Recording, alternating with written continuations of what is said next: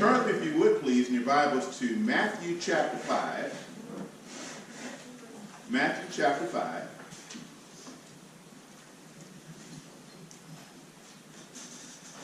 Very familiar text.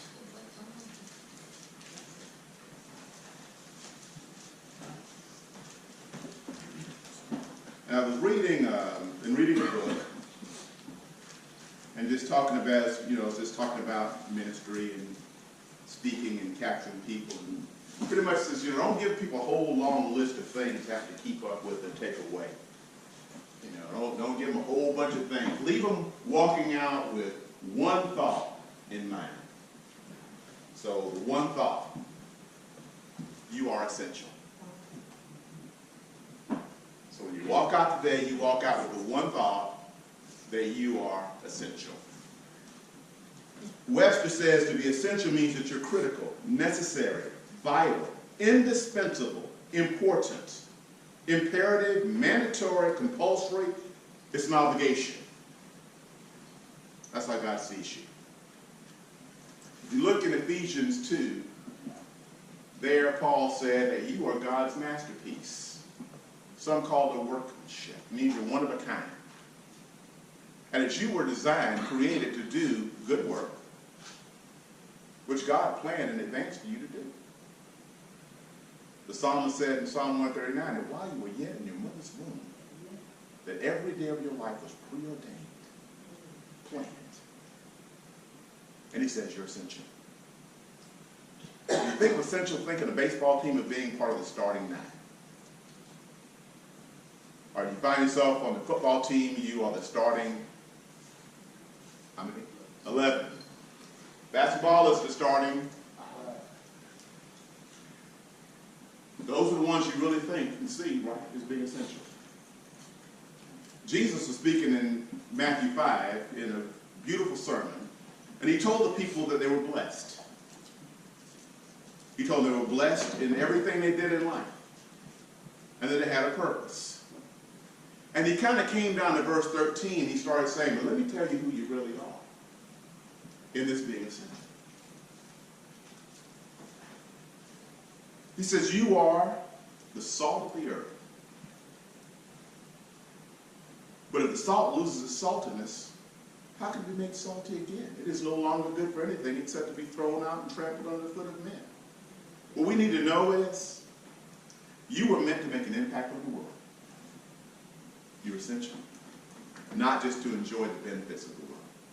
And we do, right? We find ourselves living. We do. I do. We will recognize how good God is. We will admit that, and we are very quick, right, to recite the blessings of what God has done in our lives because we're thankful for those things. But see, all those are things that are about what you get. But when you're essential, that means you're willing to do what? You're willing to give. It's not about what you receive. It's about what you provide. And we start seeing ourselves the way God sees us, being a doer and not just hearing. And we'll start to embrace this mindset of being essential. I wrote this down for my college kids and my scientist teachers in the room, speaking about salt. It's a chemical compound called sodium chloride.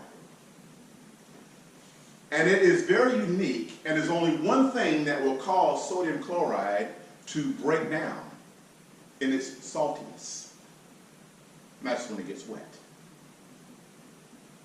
Otherwise, it will stay a preservative, and it will not lose its saltiness as long as it's kept dry. I see some head nods. I'm on point with that. So if it's exposed to rain and so forth, it will break down and lose its effect. And I thought, well, what would make us lose our saltiness? Galatians talks about this, where it says that we need to be very careful on how we live. And I wrote this down too in Romans. Do not be conformed any longer to the ways of this world. Romans 12 talks about that. But be transformed by the renewing of your mind. We lose our saltiness when we allow the world to tell us a lie. And the lie the world tells you is that you're not essential. That you're common. lie of the world will tell you that you have no value. You're ordinary. That may be what the world thinks, but God sees you differently. God says you're the apple of his eye. He says that you are dearly loved. You're one of a kind. And he designed you. You're not by chance, you know.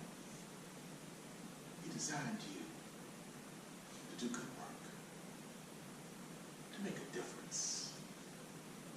You're not ordinary. In his eyes, you're extraordinary. But the problem is we found ourselves, as Paul talked about in Romans 12, believing a lie. That you're common. That you're just a mistake. There's a lot of words we use to try to rob you of what's called hope. But as the old preacher said, God sent me here today to tell you that you're one of a kind. You're a masterpiece. You're dearly loved. And you're essential. And he created you to do good work. He had planned in advance for you to do. He says, when you're no longer conforming to the ways of this world, but being transformed, for our scientists and engineers and college students in the world, it's considered to be a metamorphosis. It's the same, that word transition, metamorphosis, is the transition we see of where a caterpillar becomes a butterfly. Who can't become one unless it goes through struggles. So therefore, when you think about the struggles you've had in life, and you may say, that's why my life is a wreck. No. It's to give you strength so that the change God has planned for you can allow you to soar. Because what's meant for evil, God turns to good. Amen. What seems to be a struggle, God uses to make you an overcomer. What athlete becomes better if he doesn't understand pain? Who doesn't become stronger if they're not willing to lift more weight? How can you run the distance if you don't add an extra mile? Everything that happens to us in our lives, God takes and makes purposeful because you're essential. God loves you. He's got a plan for you.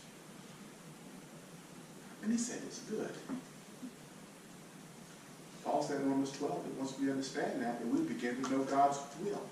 His good, pleasing, and perfect will for our lives. Because you're essential. He also says in verse 14, you are the light of the world.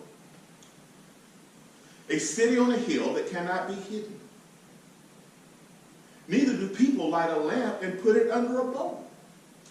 Instead, they put it on a stand, and it gives light to everyone in the house.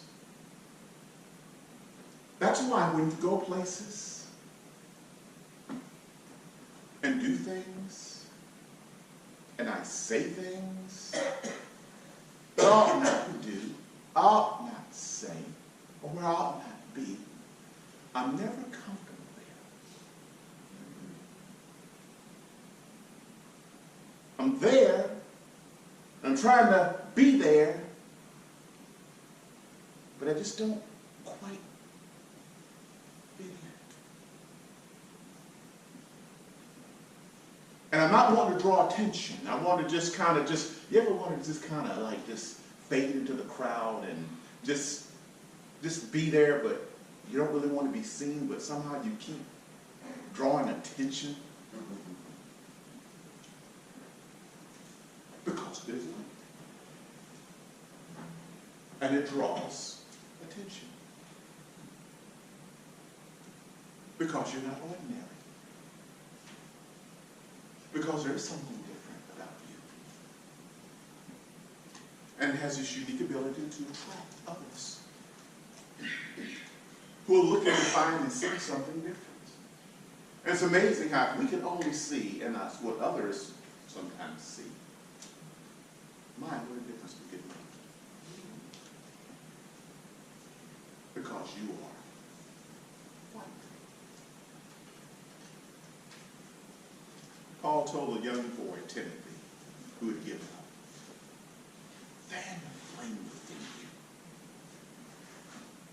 For you were not given a spirit of fear, but of courage, love, and a sound mind. Stand. Be bold in professing in whom you believe, and not wavering in what you already know is right.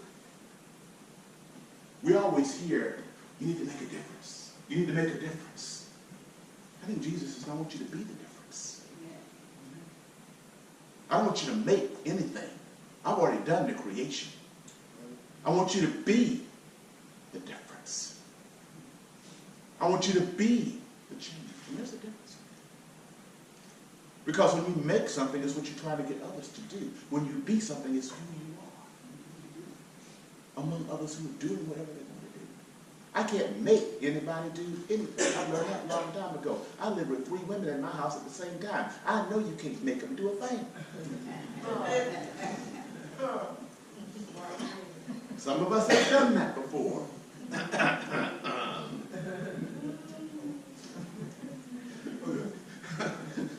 Bless his heart, he had 4.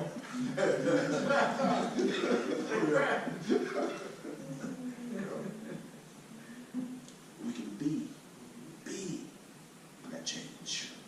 So again, you are what? You are this light. So he calls us as salt and light, because you see, those things are essential to life. Salt being the preservative, gets rid of decay. Light and its photosynthesis generates energy for growth. So what Jesus is saying here is, I want you to be the one that is a healer in this world.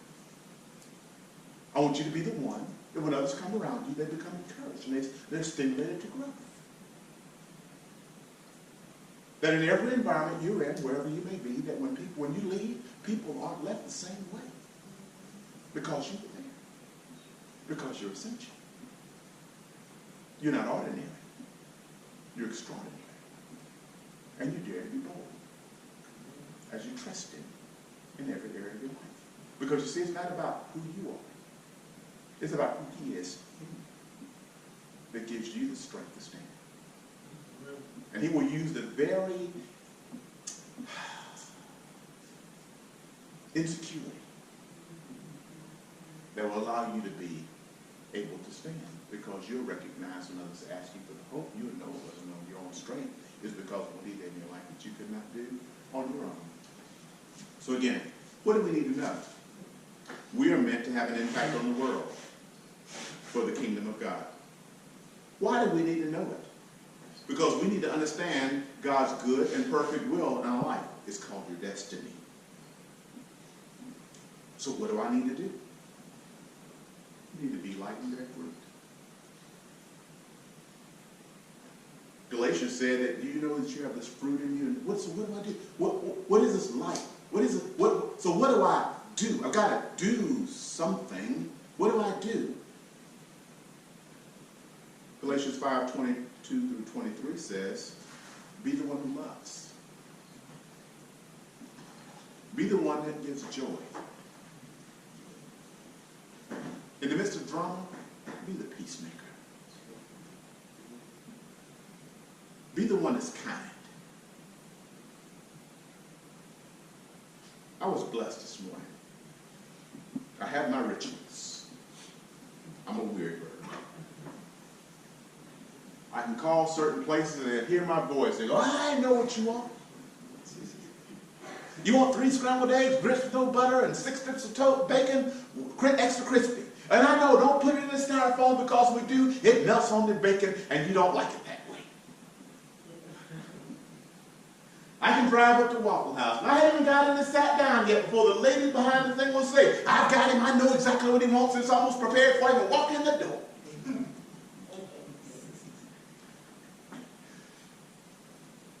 One of my rituals is on Sunday mornings. And I go to a local place, just for quiet time, just to be by myself before I come here. And I get my regular, yes, don't put my toast on 60 seconds, put it on 55 because it makes it too brown on the edges.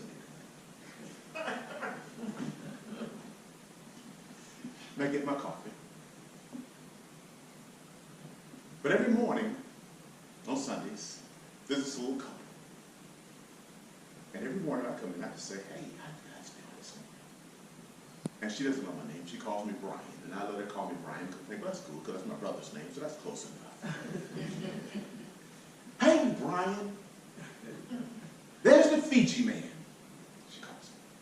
And she always gives me coupons for how I can get, a few dollars off on my Fiji waters because she doesn't understand, why would I buy that Fiji water when they got the other water right there in the same cooler that's half the price? But he likes that Fiji water, so there's the Fiji man named Brian. And so every Sunday I come in and I'll say, hi, I'm gracious to you. But this morning I walk in and she sees me pulling up. And the full glass windows in the restaurant I go to, and so, I can see her. As I'm walking up, she's scrambling and saying something to her husband, and as I walk in, she says, Brian, Brian. So I come over, she says, she doesn't know me very well. So I just want to let you know, you're such a kind gentleman. I brought you a Christmas present. I paid for it myself. I just wanted you to have this. And tell your wife, who she's never met, I said hello. And I feel so sorry for her. As I took that present, wrapped, and I sat it on the table as I ate, I thought, you never know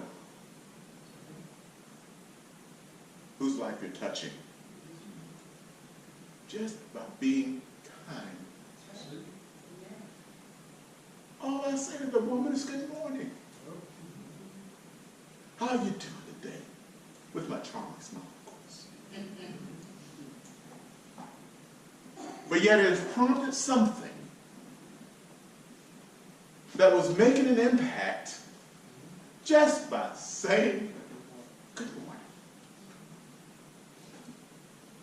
Because you see, you never know whose life you're touching. Just as you pass by, be kind. People need kindness.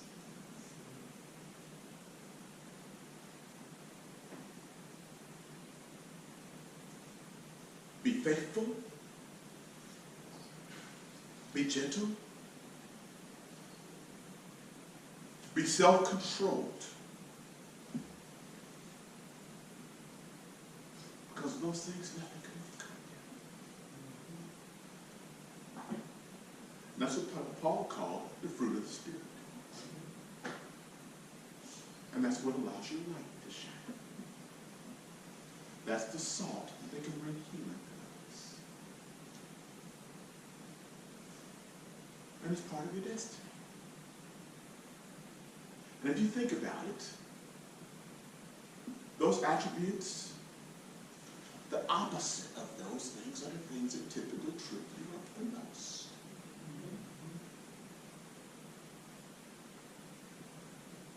And then you find yourself in the cycle,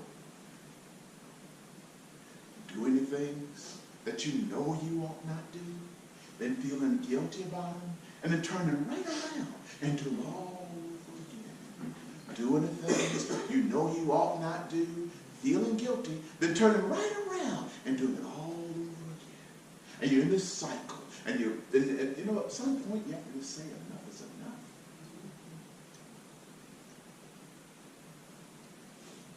You get to where you say you're sick and tired of being sick and tired. And you become bold. you decide to make a change. Or let him make a change through your life. And you do something that's very hard. You surrender.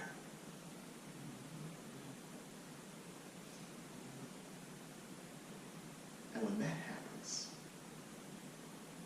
then he can do through you what you can't do on your own.